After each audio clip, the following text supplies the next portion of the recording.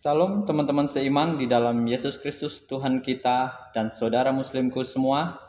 Kembali lagi bersama orang murtadin. Saya bangga murtad, jangan takut murtad. Saya bangga murtad dan ikut Yesus Kristus Allah yang benar.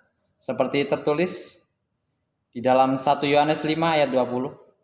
Akan tetapi kita tahu bahwa anak Allah telah datang, telah mengaruniakan pengertian kepada kita, supaya kita mengenal yang benar di dalam anaknya Yesus Kristus. Dia adalah Allah yang benar dan hidup yang kekal. Amin. Kapan kalian mau murtad? Biar cerdas, biar pintar, biar tidak dibohongi dengan minum kencing onta. Paham ya? Di sini saya mau berbicara tentang pemahaman sederhana untuk mengenal iman Kristen, Tritunggal, Trinitas atau apapun itu, segala ajaran denominasi gereja.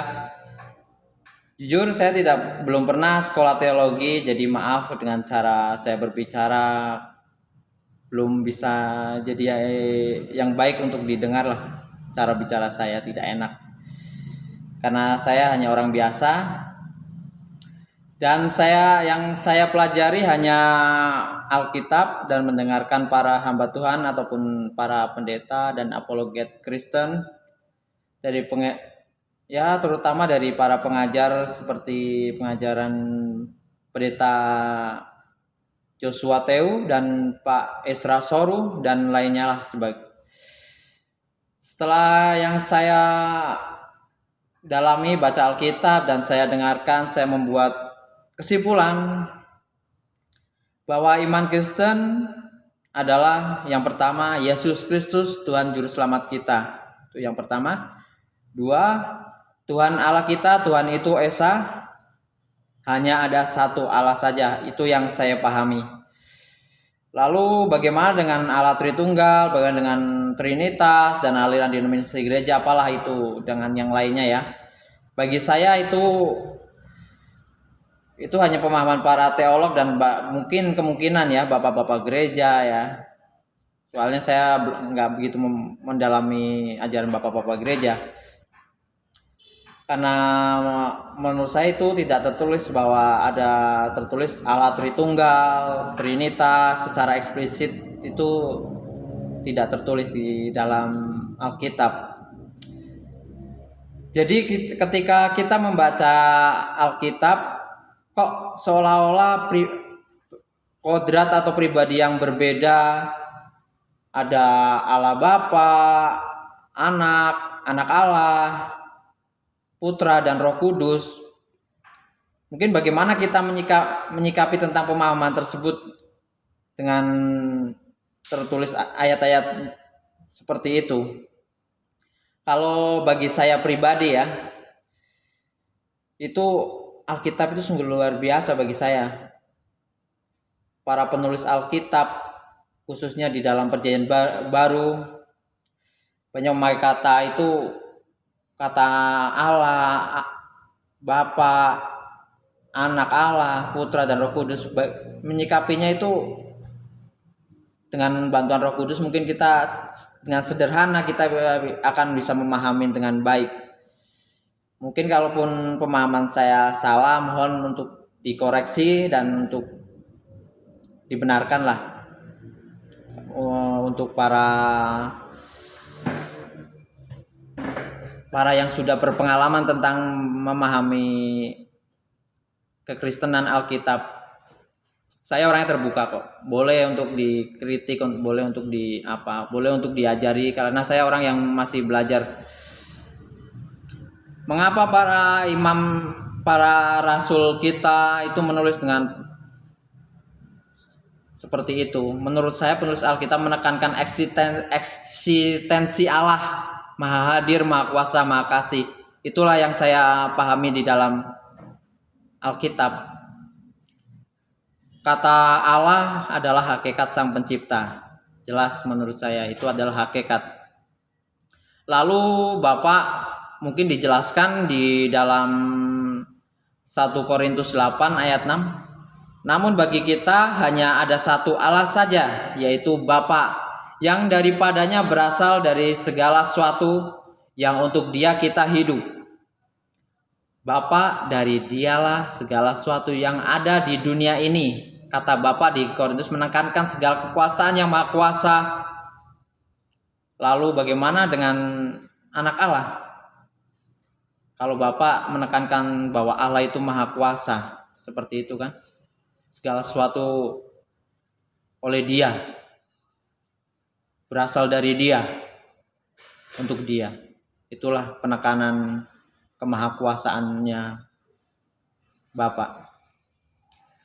Lalu bagaimana dengan pemahaman anak Allah, putra atau putra? Mungkin saya akan terapkan di dalam Yohanes 3 ayat 16, pemahaman anak Allah ini. Karena begitu besar kasih Allah akan dunia ini, sehingga Ia telah mengaruniakan anaknya yang tunggal, supaya setiap orang yang percaya kepadanya tidak binasa, melainkan beroleh hidup yang kekal. Bagi saya pribadi, kata anak Allah menunjukkan kasih Allah yang maha kuasa kepada dunia ini. Untuk menunjukkan Dia maha kasih sehingga kita tidak binasa, itulah kasih anak. Itulah yang saya pahami. Anak Allah menurut saya itu adalah eksistensi, adalah kasih Allah akan dunia ini. Bagaimana dengan Roh Kudus, Roh? Pengertian saya mungkin saya ambil tentang roh ini Yohanes 3 ayat 8. Angin bertiup kemana ia mau, dan engkau mendengar bunyinya, tapi engkau tidak tahu dari mana ia datang atau kemana ia pergi. Demikianlah halnya dengan tiap-tiap orang yang lahir dari roh. Saya pribadi, saya memahami Roh Kudus, bukti Allah yang maha kuasa itu maha hadir. Seperti angin, dimanapun Dia pasti ada, dan maha hadir.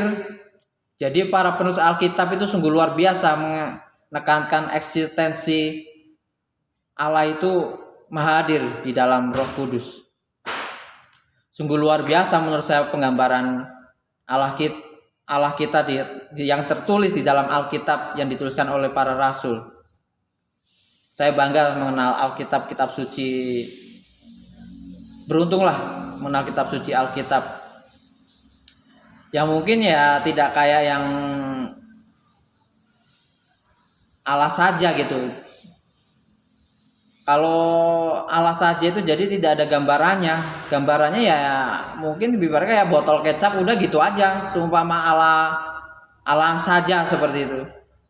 Seumpama Allahnya di Amerika sudah semuanya suruh ngadep ke Amerika semua. Jadi halnya mentok di situ aja. Tidak ada eksistensi Allahnya sendiri gitu loh. Menurut saya ya.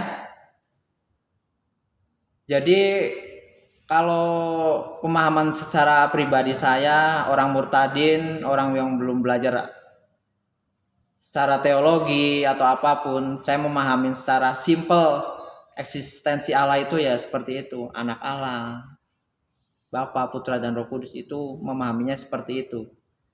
Jadi Tritunggal Trinitas menurut saya itu ya mungkin ajaran teologi, tapi kita bisa bangun itulah bentuk eksistensi Allah, bukan tunggal saja seperti itu yang digambarkan ya hanya Allah saja gitu, seperti mungkin botol kecap. Semua Allahnya ada di Amerika ya sudah, Allahnya kita semua suruh menghadap ke Amerika aja semuanya gitu. Jadi kalau pemahaman penulisan para rasul itu menurut saya menggambarkan eksistensi Allahnya yang maha kuasa, maha kasih, maha hadir. Itulah penulisan Alkitab menurut saya yang sungguh luar biasa, dengan pemahaman saya yang sederhana seperti ini. Ya mungkin pesan-pesan saya,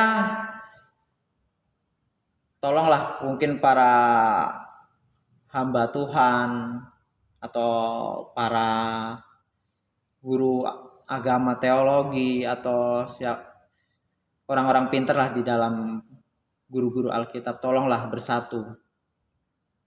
Jangan saling hujat, jangan saling caci di dalam tubuh Kristus. Karena pemahaman kita satu, Yesus Kristus adalah Tuhan Juru Selamat kita. Pokoknya itu tekankanlah pada diri kita, jangan saling caci, saling maki dengan pemahaman mungkin Anda yang pintar seperti itu. Karena itu membuat citra buruk malahan menurut saya ya. Jadi yang saya yakini, saya percayai yaitu seperti itu saja, seperti itu tadi, Tuhan Yesus Kristus, Tuhan juru selamat kita, Tuhan Allah kita, Tuhan itu Esa. Mungkin bersatulah. Salam dari saya, orang biasa sajalah. Saya bangga murtad dan ikut Yesus Kristus, Allah yang benar. Mungkin kalau pemahaman saya salah atau pemahaman saya melenceng jauh, tolong tegur saya, karena saya orangnya terbuka dan saya hanya memberitakan tentang Tuhan Yesus Kristus. Sungguh luar biasa bagi diri saya. Saya akan mengutip Yohanes 14 ayat 6. Yesus berkata, "Akulah jalan kebenaran dan hidup. Tidak seorang pun datang kepada Bapa di surga kalau tidak melalui aku." Yesuslah jalan kebenaran dan hidup buat saya untuk dapat kepastian di dalam surga. Mungkin itu saja dari saya. Salam, Tuhan Yesus memberkati kita semuanya. Selamat hari Minggu. Tuhan Yesus memberkati. Amin.